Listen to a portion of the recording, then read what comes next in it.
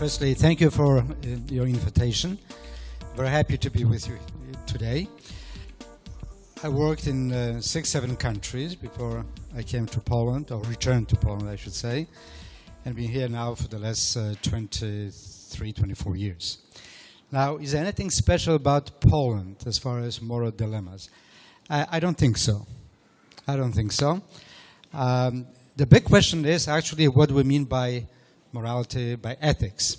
The biggest discussion that I have heard is that if you do not have certain definition, interpretation of it, then you go into all kinds of issues, problems, discussions, because everybody interprets certain events differently. So maybe the first thing, which I'm not going to do here, we have psychologists to do that, maybe other specialists, but sort of how do we interpret ethics and so on. Well, definitely I could say, and that's what I'm saying to our employees, is that the first thing you should do is look in the mirror. Look at yourself and just say, do you like what you see in the mirror?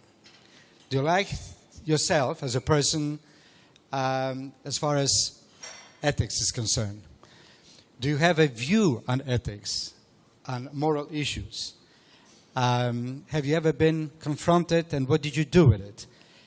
Everybody has been confronted, and most of the time they say simply that either they decided to go away from it, to leave the subject.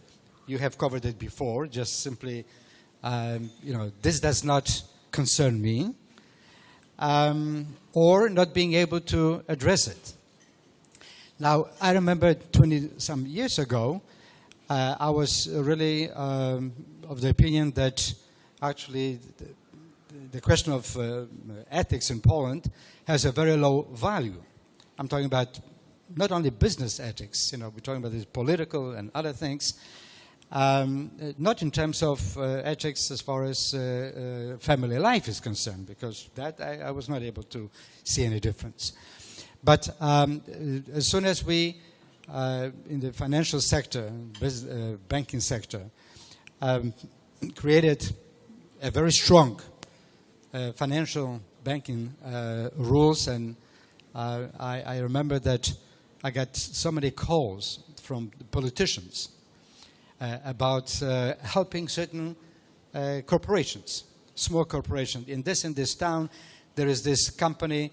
They employ 80 people. They're the only company there. The fact that they are not paying, or they're being accused that they have done something wrong, we cannot be that strict, because if we do something wrong to that company, 80 people will lose their jobs.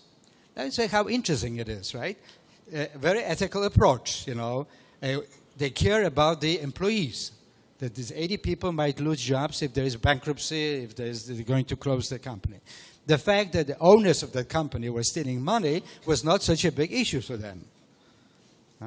So I remember when I said, but, I'm sorry, but I cannot help you. They said, where is your heart? You came from the States, you turned so on, and we thought that you're going to help us. You are not doing that. You are just as bad as, So it's this one question. Another question, somebody called, another politician, about helping somebody. It's not part of my family, but it's a very well this, and it's a fantastic person, but it's being really not dealt with properly by your bank. Okay, so please do something about it. And when I said the only thing I can do is, if the letter was received, that there is a complaint, to make sure that really the letter has not gotten lost. That we're going to look into that, and I promise that within 5-7 days we will let you know, and so on, that we found, and so on. But I do not guarantee the results of the investigation. So the answer was, but I'm not calling you about finding whether you received the letter or not, but I'm calling you to really settle the issue. And I said, the issue will be settled, but I cannot tell you how it's going to be settled. But you don't understand. The reason I'm calling you, and so on, okay? And at the same time, a politician who was very much involved in solidarity movement and all the kind of things that you see, it's like a heroic person, and yet did not see that properly. So, I think it's good to look at yourself. Do I understand what ethics really means to me? How moral I am? and then apply. One thing is for sure, and that does not only it concerns Poland, but any country, and that is there is no right things to do wrong things. You know, it's either or. You know, you cannot do that. You cannot say that I'm going to do only this time the bad thing, but I know why I'm doing it because I have no choice. That is not moral. Okay, so sometimes one has to be very heroic in order to really say black is black and white is white. So very quickly, the second one, develop ethical sensitivity among employees. Firstly, you have to speak about it. We have issued, in our institution, we have issued booklets on ethics, how to behave properly, what it means, what might be the consequences of that. But that's not enough. Because very often employees think that if you do things according to regulation, this is already ethical. This is it. You don't need to do anything else because you comply with regulations. Ethics is not just that. It goes much behind it because it's how you feel about certain things. So you might really comply with the regulation and act not in an ethical manner. So what do you do then? We come up, we have a committee, special committee, an ethical committee. We come up with meetings. So if there is an issue, whether raised by an employee or raised by a customer, we have through this committee, we meet and we speak about it. And it's interesting. There are 4, 6, 8 people.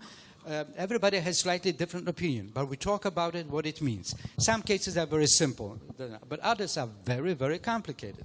Sometimes it's a question that you are not sure if actually you are acting in an ethical manner or not.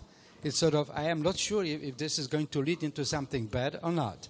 So one way is definitely openly. You have to speak about it. You have to write about it, meaning that you have to issue, because when people see in written form that there is a regulation, there is a policy, there is a philosophy on ethics, and that's very, very important. People have to learn that they should not be afraid to bring up any issues, ethical issues. There is no punishment for that. And the lesson number 2 is that we have to teach our managers to make sure that they realize that sometimes you are not going to earn on a certain transaction because you have to simply say no to the transaction, okay, for the sake of.